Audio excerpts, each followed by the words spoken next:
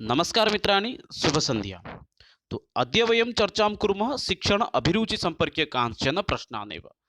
अद्यतन अस्माकं विषयः भवति भारतीयशिक्षाव्यवस्था। इत्युक्ते आदितः आरभ्य इदानीं पर्यन्तम् इत्युक्ते गुरुकुलशिक्षातः आरभ्य इदानीन्तन नूतनशिक्षापद्धतिपर्यन्तं यत्र कुत्रापि अस्माकं महत्त्वपूर्ण अंशाः सन्ति तान् अत्र आलोचनां कुर्मः एव। तर्हि प्रारम्भं कुर्मः। यदि अत्र भवन्तः नूतनाः सन्ति इदानीं तत् सब्स्क्रैब् इत्यादिकं कर्तुम् अर्हन्ति। पुनश्च शिक्षकनियुक्तिसम्पर्के सूचनाः यदि प्राप्तुम् इच्छन्ति तर्हि भवन्तः टेलिग्राम् मध्ये प्रविष्टुम् अर्हन्ति। पुनश्च शिक्षण अभिरुचिसम्पर्के PDF प्राप्तुं यदि इच्छन्ति तर्हि भवन्तः टेलिग्राम् मध्ये प्रविशन्तु। इतः भवन्तः प्रत्येकविषयस्य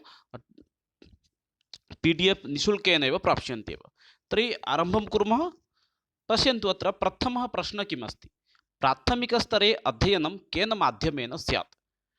मातृभाषाद्वारा, राष्ट्रभाषाद्वारा, आङ्ग्लभाषाद्वारा, संस्कृतभाषाद्वारा। पश्यन्तु प्रारम्भिकसमये एतत् अवगच्छन्तु। कदाचित् प्रश्नः एवमपि भवितुम् अर्हति, प्राथमिकस्तर इत्युक्ते कः स्तरः भवति? एतत् प्रारम्भिकसमये अस्माकं ज्ञातव्यमेव।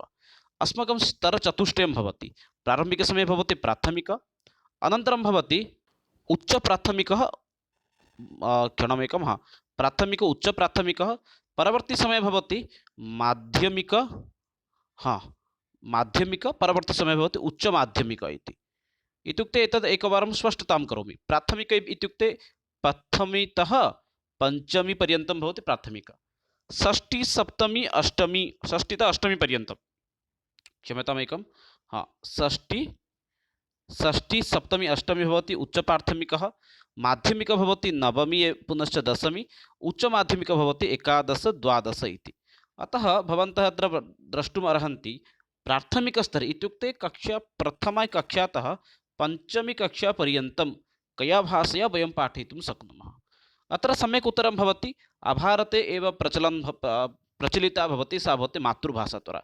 नियमः एव अस्ति प्राथमिकस्तरे छात्राणां कृते वयं मातृभाषाद्वारा पाठनीयम् इति। कदाचित् प्रश्नः एतदपि भवितुम् अर्हति, अस्माकं देशस्य राष्ट्रभाषा का अस्ति? अस्माकं देशस्य राष्ट्रभाषा वास्तविकरूपेण न कापि राष्ट्रभाषा नास्ति। राजभाषारूपेण अस्ति, सा भवति राजभाषा, राष्ट्रभाषा नास्ति। राजभाषा भवति हिन्दी इति। हिन्दी एव अस्माकं किं भवति? राजभाषा भवति। तदेव सहायिकराजभाषा भवति इङ्ग्राजी इति। इङ्ग्राजीभाषा एव अस्माकं सहायिकराजभाषा भवति। अस्तु, अग्रे इतोपि पश्यामः। एतत् सर्वं किञ्चित् स्मरणे स्थापयन्तु एव। कदा वयं स्वीकृतवन्तः राजभाषारूपेण इत्युक्ते 1949 नवेम्बर् मासस्य 26 दिनाङ्के राजभाषारूपेण वयं हिन्दीं स्वीकृतवन्तः। 15 वर्षपर्यन्तम् आङ्ग्लभाषां वयं सहायिकराजभाषारूपेण स्वीकृतवन्तः एव। अस्तु, संस्कृतं तु नास्ति एव, यतोहि प्राथमिकस्तरे संस्कृतं पाठयामः चेत् छात्राः बहु विचलिताः भविष्यन्ति। अतः नूतनभाषा भवति संस्कृतं तेषां कृते। अतः प्राथमिकस्तरे अध्ययनं केन माध्यमेन स्यात् इत्युक्ते मातृभाषाद्वारा।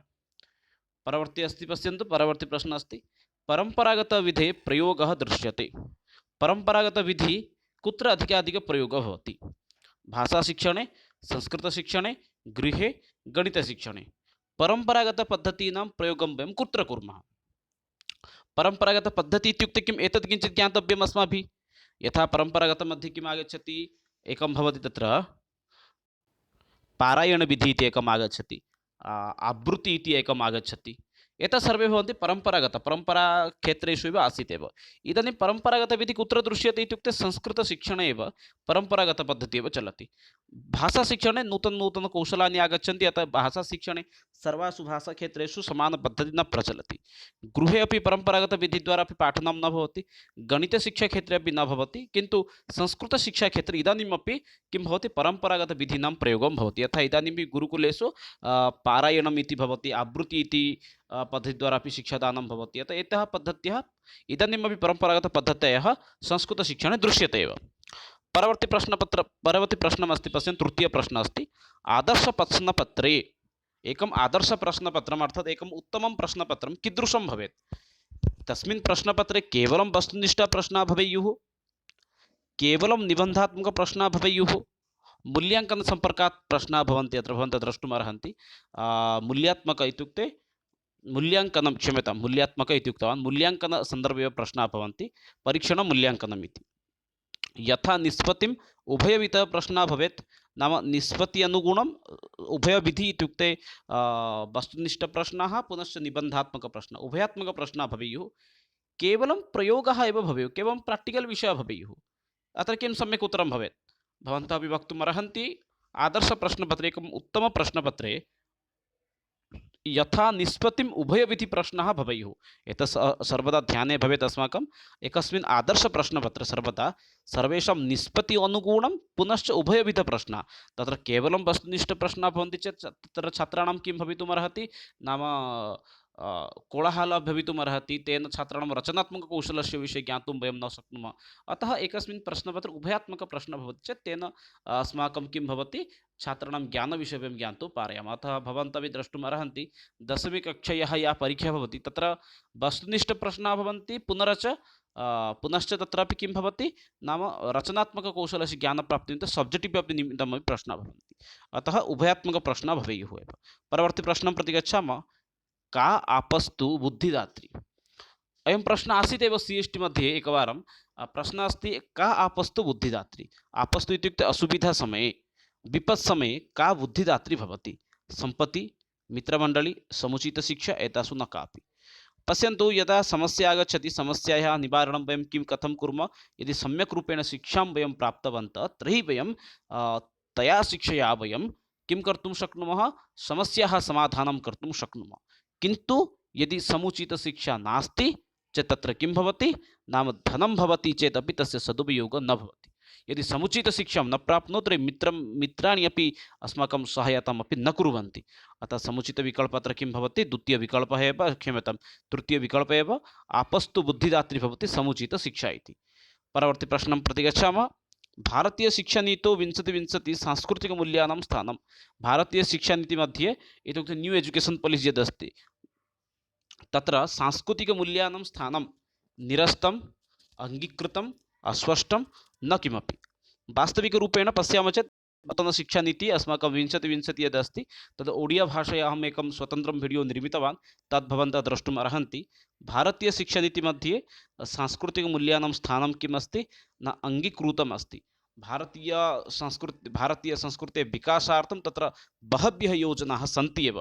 भवन्तः यदि एकवारं तत् भारतीयशिक्षानीतिं पश्यन्ति नूतनशिक्षानीतिं तत्र भवन्तः एतेषु विषयेषु सम्यक् अवधारणा भविष्यति एव। परवर्ती प्रश्नः अस्ति। शिक्षा अनिवार्या भवति। शिक्षा अनिवार्या किमर्थं भवति?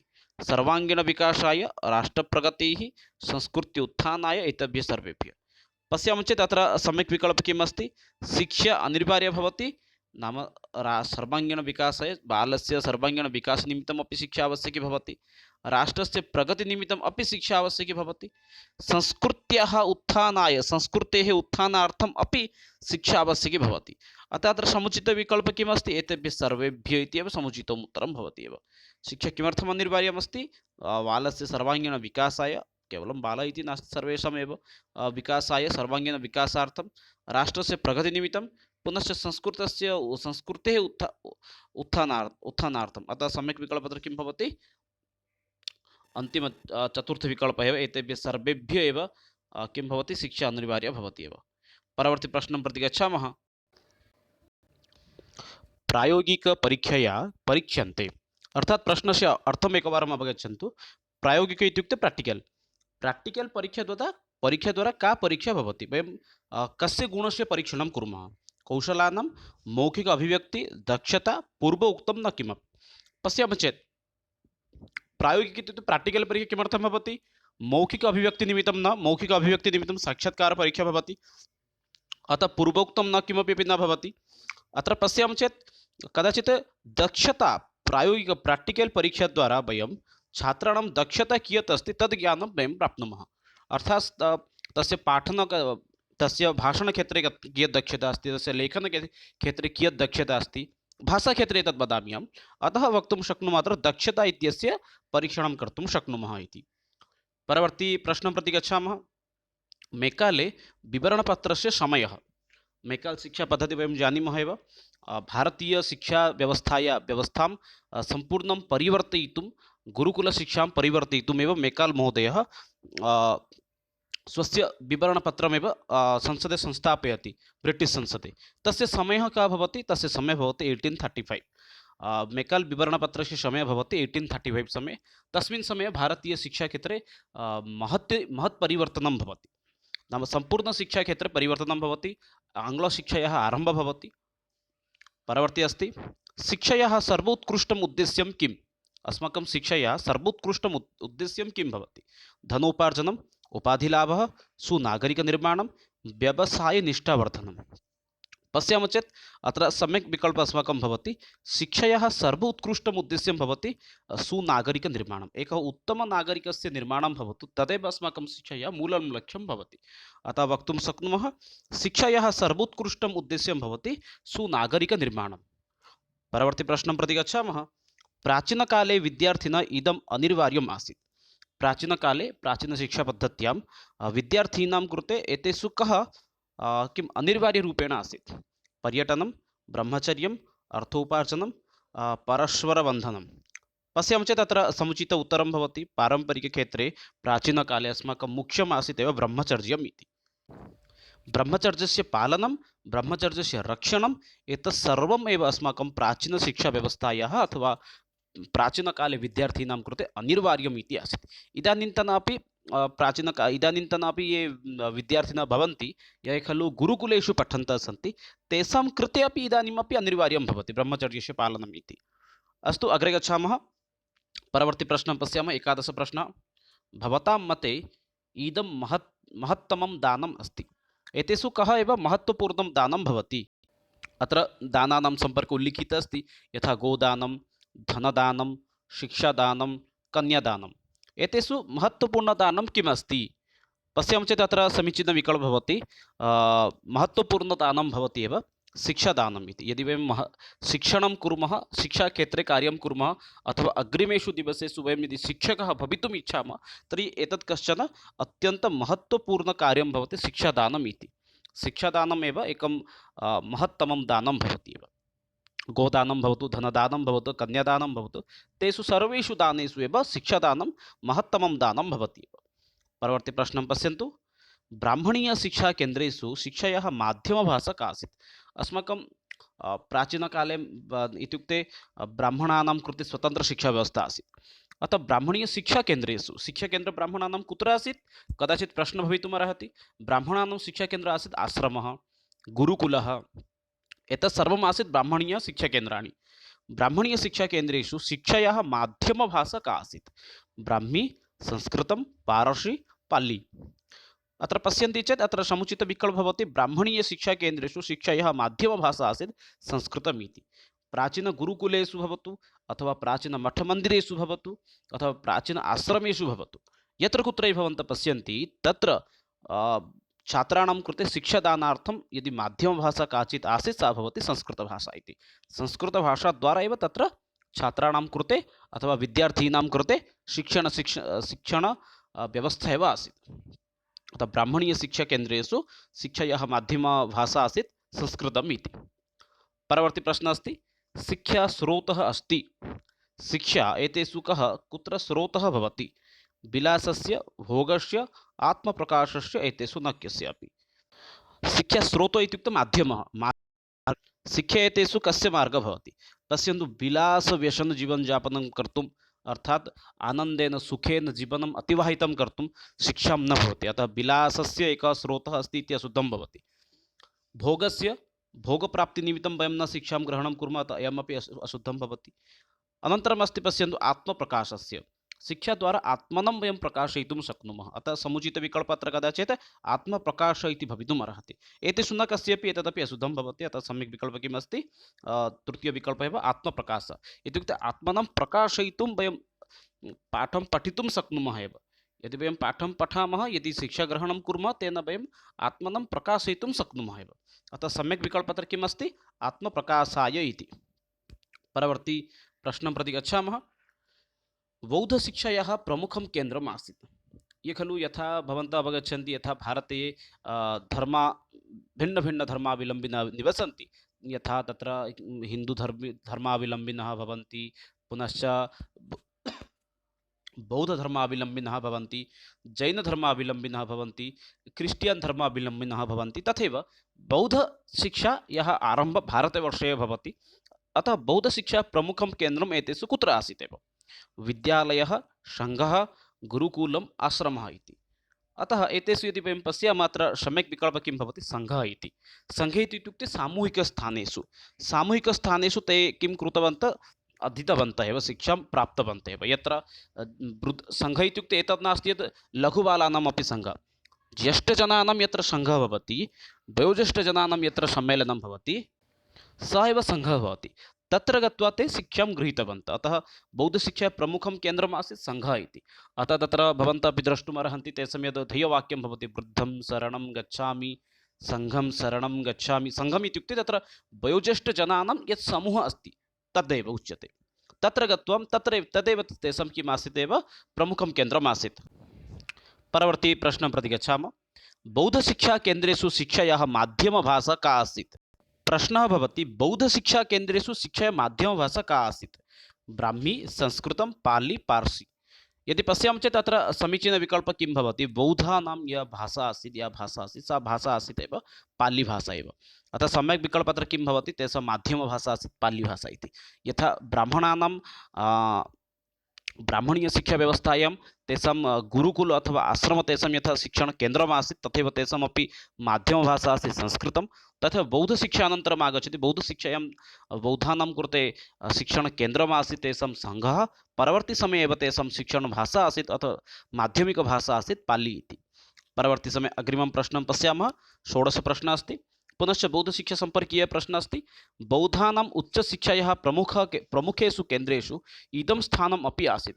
बौद्धानां यत् शिक्षणकेन्द्राणि यानि आसन् तेषु केन्द्रेषु एतदपि एकं प्रमुखं शिक्षणकेन्द्रम् आसीत् इति वदति। यथा कुरुक्षेत्रं, देहली, औरङ्गाबाद्, नालन्दा। पश्यामः चेत् अत्र एतेषु विकल्पेषु समुचितविकल्पः भवति। बौद्धानां यत् खलु उच्चशिक्षणकेन्द्राणि सन्ति तेषु शिक्षणकेन्द्रेषु एकं प्रमुखं स्थानम् एतेषु आसीत् इत्युक्ते नालन्दा इति। नालन्दा विश्वविद्यालयः एव आसीत्।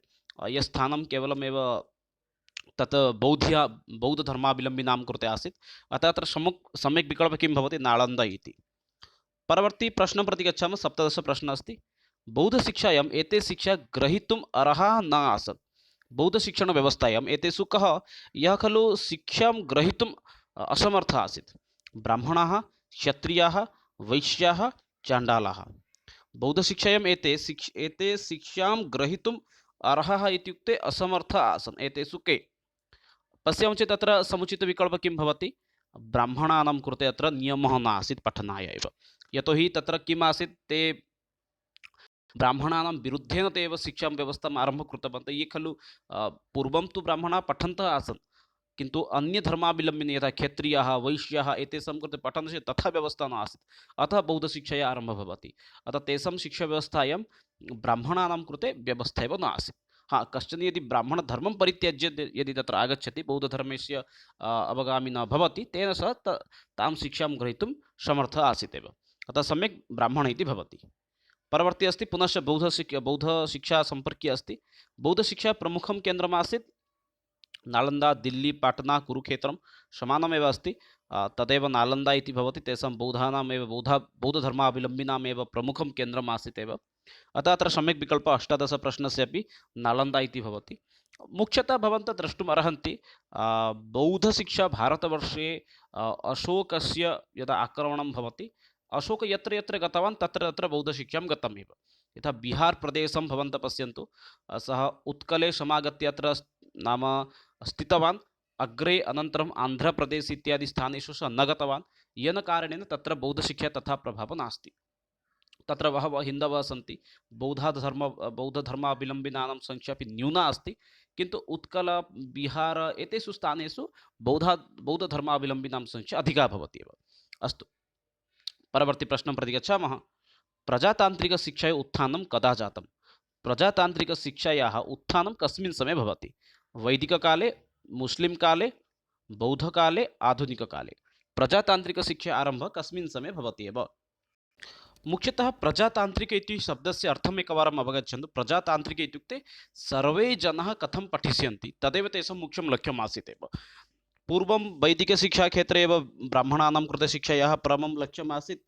परवर्ती समये तत्र सन्ने बौद्धानां यदा आगमनं भवति तस्मिन् समये सामान्यरूपेण अन्ये अपि पठन्तः भवन्ति, किन्तु अन्तिमक्षणे तत्र समाजस्य अन्तिमं जनमपि कथं संस्कृत नाम शिक्षां प्राप्स्यति तदर्थं चिन्तयित्वा प्रायः सप्तदश एतस्मिन् समये एव प्रजातान्त्रिकशिक्षा आरम्भः भवति। परवर्ती समये आधुनिककाले सम्पूर्ण नाम प्रजातान्त्रिकशिक्षायाः समग्र विश्वे एव प्रचलति एव, किन्तु बौद्धिककालात् एतस्य आरम्भः भवति एव। बौद्धशिक्षायाः अधिकारी न आसीत्, अरे तु एतत् अभ्यासं कृतवन्तः, बौद्धशिक्षायाः अधिकारी न आसीत्, ब्राह्मणः एव न आसीत् यः बौद्धशिक्षायाः अधिकारी न भवति स्म। परवर्ती प्रश्नः अस्ति, पश्यन्तु, मुस्लिं काले शिक्षायाः उद्देश्यम् आसीत्। यदा यवनः इति भवति तस्य अपरनाम मुस्लिम् इति शब्दस्य। मुस्लिं काले शिक्षायाः उद्देश्यम् आसीत् व्यवस्थापनं, परिवारविज्ञानं, सौन्दर्यबोधः, इस्लां धर्मप्रचारः। मुस्लिं जनानाम् अथवा यवनानां प्रमुखं लक्ष्यम् आसीत् तेषां धर्मस्य प्रचारः इति। इदानीमपि भवन्तः पश्यन्तु, यत्र कुत्रापि तत्र माद्रा इति भवति, इत्युक्ते तेषां शिक्षणसंस्था, तत्र यदि भवन्तः गच्छन्ति चेत् तत्र इदानीमपि तेषां किं भवति, धर्मस्य प्रचारं कथं सः करि चेत् सा एव संस्था चलति अथवा तदेव कार्यं प्रचलति। मुस्लिं काले शिक्षायाः उद्देश्यं किम् आसीत्, इस्लां धर्मस्य प्रचारप्रसारम् इति एव। परवर्ती प्रश्नं गच्छामः, पश्यामः किम् अस्ति। मेकाल् महोदयस्य शिक्षायाः उद्देश्यम् आसीत् भारतीयसंस्कृतेः अपहरणं, संस्कृतभाषायाः प्रचारप्रसारः, भारतीयशिक्षायाः उन्नतिः, एतेषु न किमपि। यदि पश्यामः चेत् यत्र मुख्यं क्षम्यतां, यत्र सम्यक् उत्तरं किं भवति, मेकाल् महोदयस्य शिक्षायाः प्रमुखम् उद्देश्यम् आसीत् अथवा मेकाल् महोदयस्य अपि प्रमुखं लक्ष्यम् आसीत् भारतीयसंस्कृतेः अपहरणं। यदा मेकाल् महोदयः सम्पूर्णभारतं परिभ्रमति, परिभ्रमणात् परं सः एकं स्वस्य प्रतिवेदनम् इत्युक्ते एकस्मिन् रिपोर्ट् मध्ये सः लिखति, यदि वयं भारतीयानाम् उपरि यदि अथवा भारते यदि वयं दीर्घकालपर्यन्तं यदि शासनं कर्तुम् इच्छामः तस्य कारणं किं न, वयं यदि भारतीयशिक्षाव्यवस्थां यदि परिवर्तनं कुर्मः तेन एव वयं भारते अधिककालपर्यन्तं शासनं कर्तुं शक्नुमः एव। अतः संस्कृतभाषया प्रचारप्रसारम् मेकाल् शिक्षायाः प्रमुखं लक्ष्यं न आसीत्, भारतीयशिक्षायाः उन्नतिः अपि तेषां लक्ष्यं न आसीत्। अतः तेषां मुख्यं लक्ष्यं किम् आसीत्, भारतीयसंस्कृतेः अपहरणं, भारतीयसंस्कृतिं नष्टं कर्तुमेव तेषां प्रमुखं लक्ष्यमेव आसीत् एव। अतः सम्यक् विकल्पः अत्र भवति भारतीयसंस्कृतेः अपहरणं। मेकाल् शिक्षापद्धतिः भारते कदा प्रचलनं भवति इति कदाचित् प्रश्नः भवितुमर्हति। अतः तस्य सम्यक् उत्तरं भवति 1835 इति। 1835 तमवर्षे एव मेकाल् शिक्षामेव भारतवर्षे प्रचलनं भवति एव, सम्पूर्णरूपेण प्रचलति एव। परवर्ती समये अस्ति, मुस्लिं काले विशिष्टा शिक्षा आसीत्। मुस्लिं काले यथा विशिष्टशिक्षा, यथा इदानीं भवन्तः पश्यन्तु न्यू एजुकेशन् पालिसि 2020 मध्ये किम् अस्ति, एव कौशलात्मकशिक्षा व्यवहारनिमित्तमेव अधिकाधिकव्यवस्था भवति। तथा मुस्लिं काले विशिष्टशिक्षा का आसीत्, नाम चित्रकलाशिक्षा। चित्रकलाशिक्षा एव मुस्लिं काले एव तत्र प्रमुखत्वेन एव आसीत्। स्त्रीणां शिक्षाविषये ते सम्पूर्णविरोधिनः आसन्, सैनिकानां शिक्षानिमित्तमपि ते चिन्तयन्तः आसन्, किन्तु तथापि चित्रकलाशिक्षा, अतः भवन्तः द्रष्टुमर्हन्ति भारते यदि क्षिप्रगत्या यदि स्थापत्यकलानां यदि निर्माणं भवति तर्हि मुस्लिं काले ते यदा भारतं प्रति आगच्छन्ति तस्मिन् समये एव ब्रिड्ज् इत्यादिकानां ते अधिकाधिकनिर्माणं कृतवन्तः एव। गम्भुजरूपेण यत्किमपि भवन्तः पश्यन्ति भारतवर्षे तत् सर्वं मुस्लिं जनानामेव अवदानमेव भवति भारतवर्षे। ततः पूर्वम् आसीत् अस्माकं सूक्ष्मकारुकार्यम् आसीत्, किन्तु मुस्लिं जनाः यदा आगच्छन्ति तेषां गम्भुजरूपेण एव निर्माणं तेषां कार्यं भवति एव। परवर्ती अस्ति प्रश्नः, ईस्ट् इण्डिया कम्पनी इत्यस्य उद्देश्यम् आसीत्। यद् भवन्तः वयं जानीमः भारतवर्षे एव ईस्ट् इण्डिया कम्पनी आगच्छति 16शताब्द्याम् एव। तस्य आगमनस्य मुख्यं लक्ष्यं किम् अस्ति, वास्तविकरूपेण एतस्मिन् समये भास्कोडगामा जलपथमार्गस्य निर्माणं करोति इत्यादि विषयः तु इतिहासे अस्ति, तत्र न चर्चां कुर्मः। ईस्ट् इण्डिया कम्पनी इत्यस्य उद्देश्यं किम् आसीत्, व्यापारं प्रशासनं च धर्मप्रचारः प्रशासनं च एकीकरणं। एकीकरणं तु न आसीत्, तेषां मुख्यं लक्ष्यम् आसीत् प्रारम्भिकसमये ते किमर्थम् आगतवन्तः, व्यापारं प्रशासनं च कर्तुम्। इत्युक्ते व्यापारं कर्तुमेव ते भारतं प्रति आगतवन्तः एव। ईस्ट् इण्डिया इति कम्पनी इत्यस्य उद्देश्यं किम् आसीत्, व्यापारं पुनश्च प्रशासनम्। अत्र शासनं कर्तुं ते इच्छन्तः आसन्, पुनश्च व्यवसायमपि कर्तुम् इच्छन्तः आसन्। अतः प्रारम्भिकसमये ते व्यवसायद्वारा व्यापारद्वारा प्राशासनिकक्षेत्रे अपि प्रविष्टवन्तः एव। अतः वक्तुं शक्नुमः सम्यक् विकल्पः अत्र भवति व्यापारं प्रशासनं च इति। परवर्ती प्रश्नः अस्ति, देशस्य उन्नतिः देशस्य उन्नति कुत्र सन्निहिता अस्ति, देशस्य उन्नति कथं सम्भवति, देशस्य उन्नति कथं वयं कर्तुं शक्नुमः। सर्वकाराधीना अस्ति देशस्य उन्नति अथवा शिक्षाधीना अस्ति, बाल्याधीना अस्ति अथवा न्यायाधीना अस्ति। पश्यामः चेत् देशस्य उन्नतिः यदि वयं पश्यामः, देशस्य उन्नतिः सम्पूर्णरूपेण शिक्षाधीना भवति। यदि उपयुक्तशिक्षां कश्चन प्राप्नोति सः किं करोति नाम उत्तमरूपेण अग्रेपि कार्यं कर्तुम् अर्हति। यदि सर्वकारेषु अपि यदि उत्तमनागरिकाः शिक्षिताः जनाः भवन्ति ते अपि सम्यक् रूपेण देशस्य सञ्चालनं कर्तुम् अर्हन्ति। अतः सर्वकार अधीना न भवति, सम्पूर्णदेशस्य उन्नतिः कस्य अधीना भवति इत्युक्ते शिक्षायाः अधीना भवति एव। न्यायाधीना अपि न भवति, देशस्य उन्नतिः शिक्षा अधीना एव भवति। परवर्ती प्रश्नः अस्ति, सुवर्णदान अपेक्षया बालकाय शिक्षादानं श्रेष्ठतरम् इति केन उक्तम्? अक्बर महोदयः, औरङ्गजेब महोदयः, पेङ्मोर् महोदयः, मोहम्मद बहादुर शाह जाफर महोदय। पश्यामः चेत् अत्र अक्बर महोदयस्य उक्तिः आसीत् एव, सुवर्णदान अपेक्षया बालकाय शिक्षादानं महत्त्वपूर्णम् इति। शिक्षा कतिविधा अस्ति? एकविधा, त्रिविधा, द्विविधा, चतुर्विधा। कश्चन अत्यन्तं महत्त्वपूर्णप्रश्नः भवति एव। शिक्षा कतिविधा अस्ति इत्युक्ते शिक्षा कतिविधा भवति इत्युक्ते अत्र सम्यक् विकल्पः भवति। तृतीयविकल्पः त्रिविधा इति। एकं भवति औपचारिक इति, औपचारिकशिक्षा। द्वितीयं भवति अनौपचारिक, तृतीयं भवति निरौपचारिक इति, निरौपचारिक इति। एकस्य विषये सामान्यरूपेण स्पष्टतां कारयामि। यथा औपचारिक अस्ति, छात्रः विद्यालयं प्रति गच्छति, तत्र गत्वा उपविशति, पठति, महाविद्यालये पठति, साक्षात् पठनमेव भवति औपचारिकशिक्षा इति। इत्युक्ते विद्यालये शिक्षकः अस्ति, शिक्षकस्य पुरतः उपविश्य एव पठनमेव औपचारिकशिक्षा भवति। परवर्तिसमये अस्ति अनौपचारिक इति। अनौपचारिकशिक्षा इत्युक्ते किम्? अनौपचारिकशिक्षा मध्ये भवति किं करोति, तत्र मेगज़िन् पठति, नाटकं पश्यति, चलचित्रं पश्यति। एतत् शिक्षायाः अंशाः न भवन्ति एव। यथा मेगज़िन् पठित्वा ततः किमपि ज्ञानम् अर्हति, ज्ञानं ग्रहणं करोति। एवं प्रकारेण एते सर्वे भवन्ति अनौपचारिकशिक्षायाः माध्यममेव। यथा दूरदर्शनात्, आकाशवाणीतः संस्कृतं शिक्षा ग्रहीतुं कश्चन इच्छति, स विद्यालये संस्कृतं पठति, औपचारिकशिक्षा अस्ति।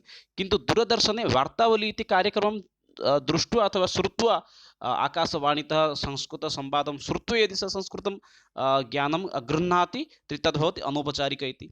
परवर्ती समये आगच्छति निरौपचारिक। निरौपचारिक इत्युक्ते डिस्टेन्स् कोर्स् इति वक्तुम् अर्हन्ति। यथा इदानीं भवन्तः यूट्यूब् द्वारा पठन्ति, निरौपचारिक इति भवितुम् अर्हति। तद्वदेव इतोपि भवितुम् अर्हन्ति, यथा डिस्टेन्स् मध्ये भवन्तः किं कुर्वन्ति, कोर्स् इत्यादिकं कुर्वन्ति, तदेव निरौपचारिकशिक्षायाः अंशः भवति एव। अस्तु, एतत् सर्वं तु भिन्नं भिन्नं भवति। शिक्षायाः त्रिविधं भवति, औपचारिक, अनौपचारिक, निरौपचारिक इति। केचन जनानां भिन्नं मतमपि भवति। प्रौढशिक्षा इति अस्ति, एकं बाल्यशिक्षा अस्ति, एतदपि सर्वशिक्षा अस्ति। एतत् सर्वं भिन्नं भिन्नं भवति। किन्तु शिक्षा मुख्यतः कतिविधा? त्रिविधा भवति एव, औपचारिक, अनौपचारिक, निरौपचारिक इति। परवर्ती प्रश्नः अस्ति, मुस्लिंकालीनशिक्षायाः उद्देश्येषु इदम् अन्यतमम् आसीत्। पुनश्च संख्या अपि असमाना अस्ति। 27 अनन्तरं 27 अस्ति। अस्तु, मुस्लिंकालीनशिक्षायाः उद्देश्यम् इदमपि अन्यतमम् आसीत्। तेषां तु मुख्यम् आसीत् एव इस्लां धर्मस्य प्रचारः एकवारम् अभवत्। परवर्ती प्रश्नः अस्ति, सहना भवतु सहनौ भुनक्तु सह वीर्यं करवावहै तेजस्विनावधितमस्तु मा विद्युषावहै। इत्ययम् उक्ति कुत्र लभ्यते? केनोपनिषदे, ईशोपनिषदे, कठोपनिषदे, बृहदारण्यकोपनिषदे। सहना भवतु सहना भुनक्तु सह वीर्यं करवावहै एतद् वाक्यं कस्मिन् उपनिषदे अस्ति इति प्रश्नः अस्ति एव। समीचीनं विकल्पं भवन्तः वक्तुम् अर्हन्ति। एतद् उक्ति अथवा एषा उक्ति कुत्र उपलभ्यते इति वास्तविकरूपेण एतद् भवति कृष्णयजुर्वेदस्य। यथा यजुर्वेदः वयं जानीमः, यजुर्वेदम् अपि भागद्वयं भवति। एकं भवति कृष्णयजुर्वेदः, अन्यम् एकं भवति तत्र शुक्लयजुर्वेदः इति। वास्तविकरूपेण एतद् यद् भवति तस्य सम्यक् उत्तरं भवति एतद् मन्त्रम् अथवा एतद् मन्त्रमेव उक्ति इति वक्तुं न शक्नुमः। एतद् मन्त्रं कुत्र भवति? सहना भवतु सहनौ भुनक्तु सह वीर्यं करवावहै। वास्तविकरूपेण एतद् भवति कृष्णयजुर्वेदस्य तत्र भवति श्वेताश्वत उपनिषदः इति, तत्र एव उपलभ्यते एतत्। परवर्ती प्रश्नं प्रति गच्छामः। शिक्षायां गुरुकुलपरम्परायाः प्रणेता कः? गुरुकुलपरम्परायाः प्रणेता कः आसीत् इत्युक्ते व्यासदेवः गान्धीमहोदयः दयानन्दः विवेकानन्दः गुरुकुलपरम्परायाः अत्र प्रमुखः भवति एव दयानन्दसरस्वती आर्यसमाजस्य प्रतिष्ठाता शिक्षायां गुरुकुलपरम्परायाः प्रणेता भवति एव सः ततः पूर्वमपि गुरुकुलपरम्परा आसीत् व्यासदेवस्य समये अपि आसीत् तत् बहु प्राचीनप्रणाली भवति किन्तु गुरुकुलपरम्परा आरम्भः व्यासदेवतः तु भवति किन्तु भारतवर्षे दयानन्दसरस्वतीद्वारा भवति एव छात्राणां सर्वश्रेष्ठं तपं भवति तप इत्युक्ते कार्यमिति वक्तुं शक्नुमः तपस्या इति अपि वक्तुं शक्नुमः छात्राणां सर्वश्रेष्ठं तपम् अस्ति अध्ययनं चाटुकारिता अनुशासनहीनता परनिन्दा अत्यन्तसरलः प्रश्नः अस्ति एव अध्ययनमेव तेषां प्रमुखतपः भवेत् मित्राणि एतदेव अद्यतनसत्रमासीत् यत्र वयं सम्यक् रूपेण चर्चितवन्तः यदि कुत्रचित् संशयः अस्ति चेत् तत्र समूहे एव तत्र डिस्क्रिप्शन् मध्ये समूह लिङ्क् अस्ति तत्र गत्वा भवन्तः प्रष्टुम् अर्हन्ति